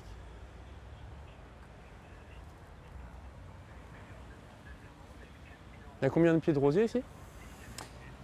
Très bonne question. Je sais que dans les Bobinos, il y en a 160. D'accord. Ça, c'est une plantation qui a quoi? Qui a 3 ans là? Oui. Je crois, je dirais 4 ans là, 3 ans. L'idée, c'est quoi ici? C'est de garder les allées ou c'est de faire un grand massif? Ça serait quoi? Moi, on m'avait demandé, en fait, mais j'aurais pas fait ça comme ça, de faire une unité d'un massif, comment dire, de la même couleur. Entier? Ouais. D'accord. Et faire des contrastes avec des tiges. D'accord. Les tiges, ils ont beaucoup de mal à s'installer. Je pense que c'est le porte-greffe, c'est très difficile. Moi, j'aurais préféré... C'est l'arrosage en pente aussi qui est jamais évident. Moi, j'aurais préféré faire des tâches de 50 rosiers, mais pouvoir introduire beaucoup plus de rosiers, beaucoup plus d'espèces. Là, malheureusement... Là, il n'y a qu'une seule variété. Là, oui, il n'y a que des D'accord. bobines. Mais c'était le choix de l'époque. Hein. Après, ouais. vous savez, moi j'ai essayé d'introduire beaucoup de rosiers depuis qu'on fait la fête de la rose depuis 14 ans. Oui. Puisqu'en fait, au printemps, il y a toujours des amateurs de roses qui viennent et qui me disent « Vous avez la Reine des Violettes, vous avez Yolande d'Aragon ». Et voilà, moi j'essaye de... Vous, André, vous êtes au contact des visiteurs ici quand vous êtes à l'entretien ou quoi? Vous faites Oui, bien sûr. Vous faites des visites aussi du jardin? Je fais des visites pour la fête de la rose. Ok. Et puis après, je me suis occupé des stages de rosiers au mois de janvier. Et puis voilà. Super. Donc là, l'entretien des rosiers, c'est... on a taillé les rosiers en janvier, mi-janvier. On a apporté, moi j'aime bien l'engrais, le patin de Cali, ça apporte beaucoup de potasse et le sulfate de magnésie. L'amendement organique de Fraissinet, c'est un amendement organique. Ok. Et en fait, il faut... Et après, on met du BRF. Le problème du BRF, c'est qu'il faut faire attention. C'est que quand il se décompose, il prend l'azote du sol. Ouais. Voilà. Ouais, dans les premiers, les premiers mois. La soif d'azote, donc il faut faire gaffe. Il y a un moment de rotation où il faut faire attention. Je fais un complément d'engrais complet mi-mai. Chimique? Non, non, organique. Organique, ok. Ouais. Genre fumier de cheval ou... Non, non, en engrais organique. En granulé? Oui, oui, d'accord. Ouais. Et alors, un rosier qui commence à avoir les feuilles qui jaunissent, qu'est-ce qu'on conseille? Alors, s'il jaunisse, il peut avoir comment dire, un blocage. C'est-à-dire que si un sol il est argilo-calcaire, comme le nôtre, il faut qu'il y ait un équilibre dans le sol. Là, pour l'instant, tout va bien. Mais au mois de juin, il peut y avoir des petits soucis. Ouais. Et à ce moment-là, il faut apporter ou du sulfate de magnésie ou du chelate de fer. Et l'arrosage aussi qui peut jouer de temps en temps aussi, sur les feuilles, sur les feuilles qui s'abîment. Bien sûr, bien sûr. Rosier, uniquement plein soleil, ça se tente à la mi-ombre. Il y a différentes variétés. Moi, j'avais mis l'Ulrich Brunner, qui est un rosier perpétuel, un hybride perpétuel, en mi-ombre. D'accord. Voilà. Et il faisait des jolies fleurs. Moins qu'au soleil. Mais voilà. Ça dépend. Il y a énormément de variétés de rosier. Et en pot, qu'est-ce que vous en pensez? L'avantage du rosier, c'est qu'on peut le garder en pot, mais au bout d'un moment, il faut le sortir et le... Il faut être vigilant sur les nutriments, quoi, sur les intrants dans son pot. Ouais. Mais il résiste bien. Moi, ce que je trouve en pot, quand même, fin d'été, ça va commencer à être moins joli, en pot. C'est compliqué de garder un rosier vraiment très joli, très luxuriant dans un pot. Il faut les protéger les racines. Moi, je dirais sur une terrasse, en fait, il faut faire un très bon paillage. Ouais. Ouais, mais avoir une belle épaisseur pour garder une belle humidité et qu'il n'ait pas les racines trop au chaud, quoi. Pierre de Ronsard. Pierre de Ronsard, c'est ma variété préférée. Pierre de Ronsard.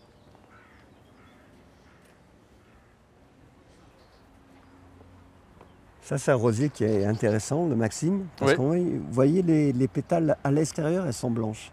Oui. Il y a deux teintes. Il est bicolore. Est-ce qu'il sent bon? Il sent bon, moins fort qu'un Pierre de Ronsard. Oula.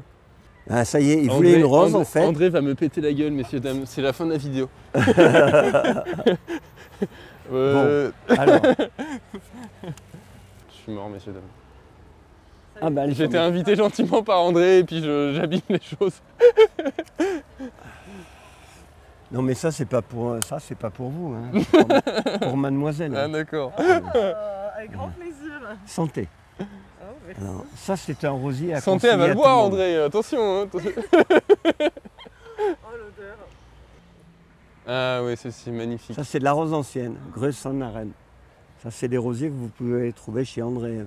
La roseraie existait à l'époque de la Baronne, mais ce n'était pas du tout les mêmes rosiers. La Baronne avait fait créer sa propre rose, Béatrice de Rothschild, par Nabonan, qui était un intenteur de roses à Valoris. Malheureusement, cette rose n'a pas été commercialisée. Donc du coup, elle est introuvable. J'ai essayé de la chercher, Voilà, elle est introuvable. D'accord, elle s'est perdue. Elle s'est perdue. Ok. C'était quelle couleur?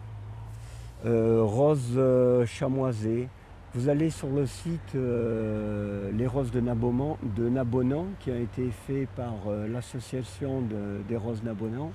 Là, c'est technique. Là, c'est un passionné de passionné. Ok, les romarins dont on parlait. Alors ça, en talus. Et puis pourquoi pas en haie basse aussi. Là, c'est taillé à cette hauteur. Alors, ça, c'est de l'Officinalis portatus. C'est le rampant. Donc l'intérêt, c'est qu'il fait un peu la cascade. Ouais. Voilà. Celui-ci pousse pas plus haut que 50 cm, 60 cm de haut. Ouais, un mètre. Hein. Regardez, là-haut, il est monté beaucoup plus haut, il est taillé. En fait, celui-là, moi, je le préfère parce qu'il tient mieux que l'Officinalis si on veut en faire. Il est un peu plus dense. Plus dense. Il fait un style un peu plus... Regardez, il pousse, hein, un mi-ombre. Venez voir, là. Ah, Ah, ça, ouais, c'est là, du il est romarin. bien touffu, là. Super dense. Ça, bien résistant à la sécheresse. On peut cuisiner avec. Persistant. oui. Ça tient bien le froid aussi. Il faut le tailler quand même. Hein. De Ouais. temps en temps, Si vous le gardez tailler. touffu, il faut le tailler. Il faut le tailler. Parce que sinon, après, il fait du sec de l'intérieur. Ouais. Il s'épuise. Dans l'esprit, ça ressemble beaucoup au thym aussi, dans le genre de végétaux. Le thym est plus bas. Oui, même dans un talus. Ouais. Au pied d'un olivier comme ça, c'est sympa. Hein. C'est bien dans le style. Moi, j'aime bien associer en fait les espèces à leur terroir. Je comprends. C'est une jolie variété d'agave. Agave attenuata. Ok. C'est la seule qui n'a pas d'épines. Elle n'a pas de dard en fait. Et celle-ci, je sais qu'elle est relativement résistante au froid. C'est pas une variété qui est trop sensible. Ouais. Mais oui, c'est vrai que c'est sympa d'avoir quelque chose qui est un peu plus accueillant dans le monde des agaves, sans épines. Mais par contre, il faut quand même se méfier de l'agave parce que le jus est irritant. Donc le jardin exotique, en fait, il était à la mode à la fin du 19e. Le problème du panneau, c'est qu'il faut savoir lire, André. Ah, on ne lui a pas appris à lire. Ah oui, quand même, à ce stade. Donc comme je disais, le jardin exotique, c'était un jardin qui était à la mode à la fin du 19e siècle. Le jardin exotique de Monaco, par exemple, il a été créé à cette époque-là. Elle, visiblement, elle n'était pas tellement intéressée. Elle a été créée en 1945. Et c'est un jardin qui est intéressant parce qu'il rassemble toutes les plantes succulentes du monde entier. Donc vous avez des agaves qui viennent du Mexique, des cactus, mais pas que ça. Vous avez toutes les euphorbes qui viennent d'Afrique. Afrique de l'Est, Afrique du Sud. C'est magnifique. Voilà. Donc, ce qui est intéressant dans un jardin exotique, c'est la diversité végétale. C'est le jardin où il y a le plus d'espèces. Ça t'en fait un petit bouchon. Pardon. Monsieur bonjour. Thank you very much. Alors, ils viennent comment faire le traitement sur celui-ci, là, André? Celui-là, il est pas traité. Ah ouais. Livistonia, ils sont beaucoup plus hauts. Ouais. Ils sont beaucoup plus souples. En fait, c'est ceux qui font des S, en fait. D'accord. Voilà. Ils poussent de manière moins droite. Ben, ils sont beaucoup plus hauts, généralement. Ils sont beaucoup plus fins. Et l'inflorescence est différente. Le Washingtonien, elle ne casse pas. Lui, il casse. Bon, le Washingtonien, c'est un peu plus costaud, quoi. Oui. Si on devait conseiller quelque chose, ça serait le Washingtonien. Puis ça coûte vachement moins cher aussi. Ah oui, c'est une plante qui pousse vite. Oui. C'est quand même plus facile. Les agaves panachées, c'est quand même quelque chose. Hein. C'est impressionnant à voir. En grande taille comme ça. Americana variegata. Celle-ci, elle est résistante au froid. Ça résiste jusqu'à -10. Ah oui, d'accord. Ouais. Je savais pas. L'America panaché et l'America... Bon, ça, c'est même pas une América, je sais pas ce que c'est. Celle-ci, elle a des palmes énormes. Ouais, ça, c'est le Salmiana. D'accord. Agave Salmiana. Et bon, André vient faire des petites écritures dessus de temps en temps. Ah, mais bon. ça, c'est bien dommage, en fait, qu'il y ait des personnes qui taguent. J'imaginais que ça allait pas vous plaire.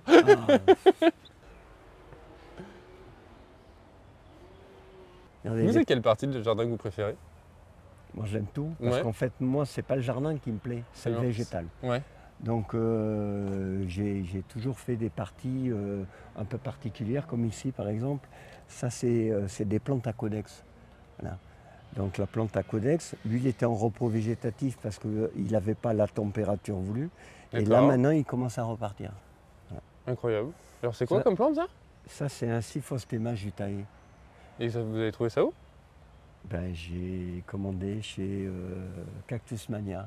D'accord. Qui est spécialisé dans les plantes exotiques rares. En fait, essentiellement, lui vient de Namibie, mais les autres, ils viennent de Madagascar. C'est des plantes, dans une fissure de roche, si vous avez un peu de terre, il y a une graine qui pousse, en fait. Le codex pousse sur la pierre. D'accord. Et... Est-ce que vous pouvez expliquer à la caméra ce que c'est un codex? Oui. La plante à codex, en fait, c'est la réserve. Et il est là, le codex. D'accord. C'est une genre de tubercule. Voilà. C'est pas un rhizome, c'est... alors, celle-là, on le voit bien. Voilà. Celle-là, écoutez, ça c'est la plante pieuvre. Oui. Elle, je l'ai plantée, on lui fait rien. Mais rien. Les formes, elles sont magnifiques. Est-ce que vous connaissez la Lanzarote? Vous avez déjà été? Lanzarote, il y a un jardin, bon, je vous montrerai tout à l'heure, mais je ne connaissais pas. Mais c'est un thème de jardin aussi avec des énormes formes sublimes. Ça aussi, c'est une variété de formes, celle-ci? Oui. Qui est plus naine. Vous faisiez quoi, vous, André, avant d'être ici? J'avais une entreprise de jardin. D'accord. De paysagisme? Oui. Ouais. De création ou d'entretien? Les deux. Les deux, ouais. J'avais une petite entreprise de 3 ouvriers. Ok. J'ai bien tenu pendant 22 ans et puis après...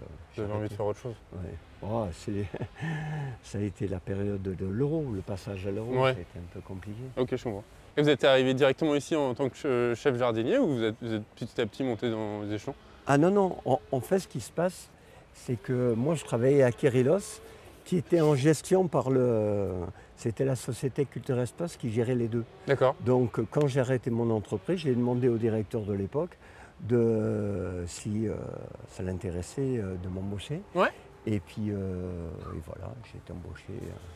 Et après non, je n'étais pas chef jardinier. Quand C'est petit à petit. j'ai fait partie de l'équipe et puis voilà, petit à petit. Magnifique. André fait son nid. Ah, venez voir là, encore un truc. Alors ça, c'est une plante de nos régions. Hein. Oui. Voilà. Pistachia lentiscus. C'est Ah, la lentisque.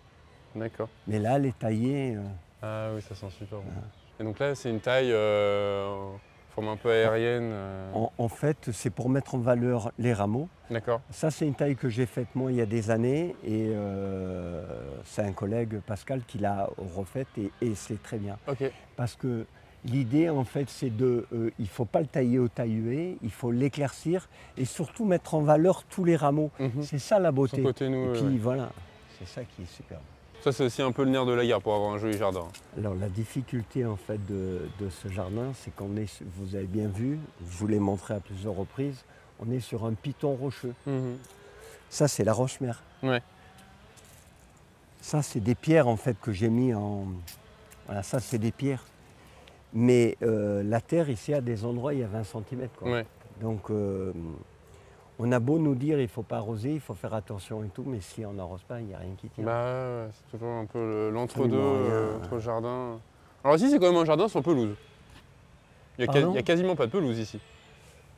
Vous allez voir le Alors dernier ça arrive. jardin.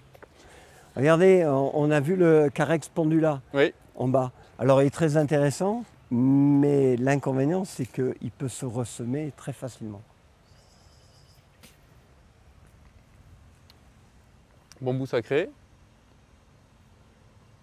Ah, un feijoa là en fleurs. Oui. Une goyavé du Brésil. Ouais. Avec des fleurs là. Ah ben, je n'avais pas vu. Alors ça a quel goût les fruits de goyavé? Bon, ça n'a C'est pas un goût un peu l'air de trop convenir, hein, monsieur André. Poire, un peu, bon, Ouais. c'est une pas très curiosité. sucré? Non. Ouais. Oui, c'est un peu sucré, mais bon. Petite collection de pélargonium.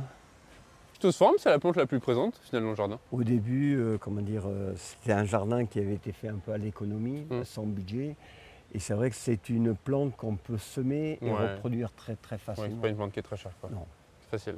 Qui pousse assez vite, qui se taille facilement. Trop brillante, à Mhm. trop purpurea, fleurs bleues à l'automne. Ah, oui. Voilà, on arrive ici au Temple de l'Amour. Et donc voilà, c'est le dernier jardin, le jardin dit à la française.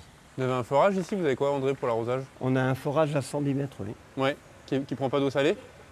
Non, on n'a jamais eu ce problème. Ok. C'est qu'on a la nappe phréatique Oui. qui est alimentée par différentes petites sources qui viennent de la colline. Quand on a des hivers secs, parce qu'il y a 22 ans, quand je suis arrivé, il n'y avait pas les grosses maisons en bas des milliardaires. russe là, mais nous on a une réserve d'eau qui est là-dessous, là, Ouais.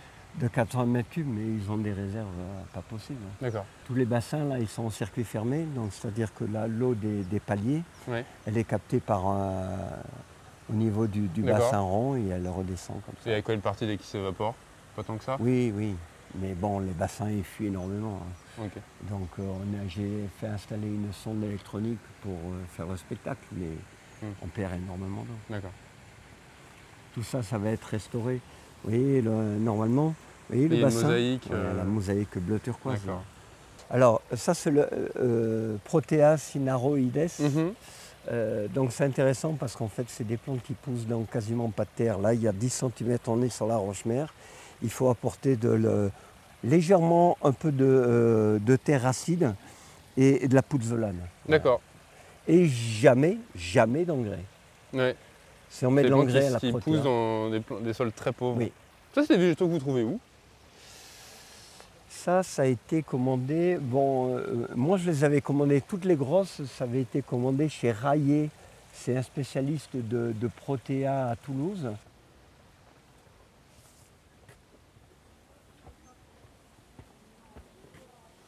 Voilà, c'est quelque chose aussi. C'est un jardin réception. Hein, Ouais, là c'est pour avec les amis pour faire la fête. Pour avoir le plus beau jardin du monde, ouais.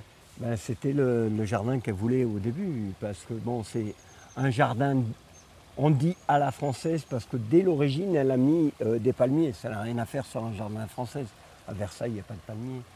Quoique, il y a quand même une orangerie, donc ils sortent les agrumes.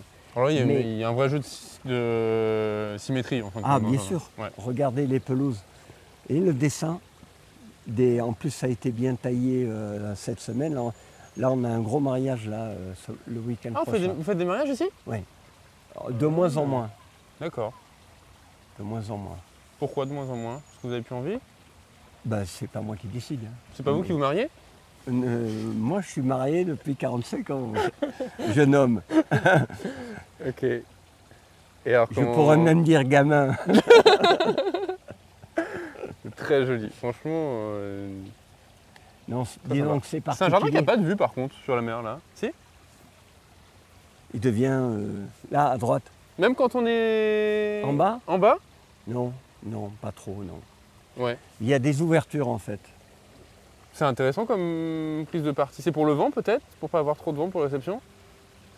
Alors un jardin à la française, normalement, il doit être clôturé. Hein, d'accord. Voilà. Ça, c'est des charmilles avec un peu d'utopierre. Voilà, beaucoup de taille. C'est quand même sacrément la frime quand on a une vue pareille de se dire qu'on va le clôturer pour faire un jardin à la française. Peut-être, mais on est quand même entouré par les vents. Donc on a le vent d'est d'un côté.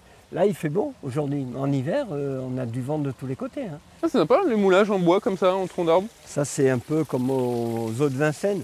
Ouais. Je crois que ça s'appelle du naturalisme. C'était avec du béton, on faisait des faux rochers, on faisait des imitations, bûches. D'accord. Ça, vous avez coupé là dans les jours qui viennent pour pas que ça abîme trop la plante? Non, il faut les laisser, ça fleurit, puis ça fait du volume. Ok. C'est quoi, c'est un miscanthus là-bas? C'est quoi? Non, c'est un Cyperus alternifolia. Ah, c'est un papyrus? Ouais. Là, vous avez les deux. Là, vous avez le vrai papyrus du Nil. D'accord. La tige, elle est triangulaire. Alors ça gèle même. Ah oui. Ça, c'est. Là, ils sont pas très beaux. Alors lui, c'est comme le bambou en fait. L'autre est plus joli parce qu'il fait des touffes. Oui. Lui, il pousse comme ça. Donc il faudrait les sortir et les remettre, les replanter. Là, en fait, ce bassin, il a été fait pour que la villa se reflète dans l'eau. C'est un bassin, un miroir. Regardez le Ficus macrophylla, vous avez vu les racines aériennes? Ouais, c'est celui qu'on retrouve en bas, en fait. Il est gigantesque. L'avocatier.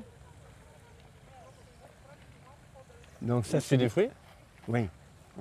Qui sont bons? Très bons. Ah ouais.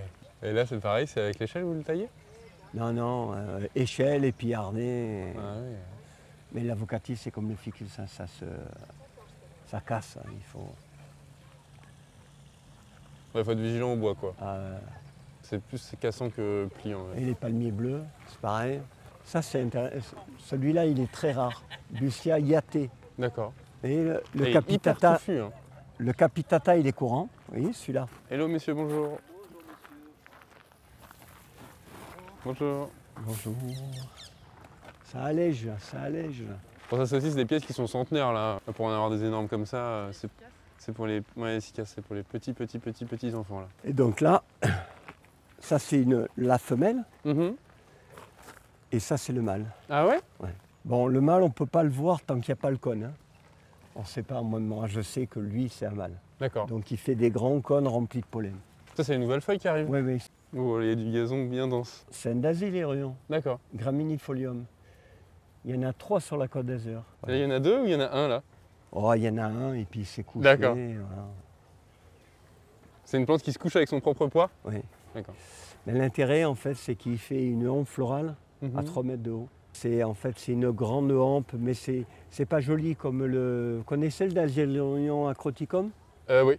Voilà. C'est le même style, mais en beaucoup plus grand. D'accord. Elle a l'oreille rose. Ah oui, là, il y a un saumon, là. Oui. Je suis étonné qu'il ne soit pas en fleurs, vos lauriers roses. Oui, ben, c'est parce qu'ils ont été taillés peut-être un peu tard. Ouais, c'est ça, hein, Voilà. je pense qu'ils ont été taillés un peu tard. J'en parlerai au maître jardinier du coin. Donc vous disiez, André, là, on est dans la partie jardin à la française. Jardin dit à la française. On est au pied de la Regardez. maison. La maison, la villa. Donc en fait, la colonne centrale, c'est l'axe médian. Ouais, d'accord. Voilà. Et vous avez les mêmes choses à droite qu'à gauche. D'accord. Et donc ça, c'est un boulot, dès que vous voulez installer une plante, il faut imaginer la même plante de l'autre côté. Oui, oh, cette année, voilà, vous voyez, la composition, c'est un peu différent. D'accord. Mais, Bon, c'est quand même très similaire. ouais. Waouh, ceux-ci sont magnifiques. Regardez ce vase. Mhm. Vous connaissez, ça c'est le blason de Nice. D'accord. Alors il y a le blason de Nice parce qu'il y avait une fabrique de poterie en face, Ok. au Montmoron. D'accord. Donc ça c'est... Qui n'existe plus, c'est j'imagine. Non, non. Et donc le vase, là, il est incrusté dans la colonne. Ouais. D'accord. Et ce gazon, c'est un gazon particulier. C'est un gazon qui supporte le piétinement. Bon, il y a du dichondra dedans. C'est quoi, c'est beaucoup de fétuc? Non, non, c'est pas de la fétuque ça. C'est du Paspalum vaginatum. D'accord. Attendez, là c'est un macrotherme. Vous voyez, voilà, c'est comme le kikuyu. Vous voyez, hein? Paspalum vaginatum. Et alors, comment vous l'avez créé, ce gazon? J'ai acheté de la plaque. Ok. J'ai acheté de la plaque, mais malheureusement, il n'est pas trop dispo en France. Hein. Ça Ok. vient d'Italie. Hein. Ça, c'est un gazon que vous avez acheté en Italie? Et comme le macrotherme, comme le kikuyu qu'on a vu en bas, c'est une Nudifragma americanum, en fait, il est jaune l'hiver. Voilà. Donc, mais... Et vous, André, comment vous renseignez sur les végétaux? Où est-ce que vous apprenez les différentes caractéristiques des végétaux? Ah ben, je cherche. Vous Des naviguez fois, quand beaucoup j'ai sur le une- web, j'imagine? Oui, oui, oui. Ouais. Oui, mais avant, on avait beaucoup de bouquins. Le web, nous, ça Ouais. n'existait pas il y a... J'ai 45 ans de métier, donc... Donc beaucoup avant sur des livres, papier, maintenant Ah oui, beaucoup oui, sur oui. les web, sur les forums. Oui, oui. Oui. Vous avez des forums, un peu de trucs sympas qui nous conseiller? Bah, il y a Food Palmier, c'est pas mal, sur tous les palmiers, des Ok. échanges et tout. Ça, c'est un groupe Facebook, non? Food Palmier. Je sais pas si c'est Facebook. Il y avait le cactus francophone, je ne sais pas si ça n'a pas été dissous, ça c'est Ok. superbe. Et puis voilà, il y a Cactus Mania qui est génial, il y en a plein. André, merci pour la visite, c'était super sympa. Eh J'ai ben, passé... J'espère que ça vous a plu. Oui, et ça m'a puis beaucoup que plu. ça va faire voyager. Et tout. Bah, oui. Je pense qu'on a, Amateur. on a parlé de pas mal de plantes, on a essayé de donner des conseils assez simples, pas trop compliqués, que tout le monde puisse s'y retrouver, que ce soit pas une vidéo niche des plantes un peu compliquées à suivre.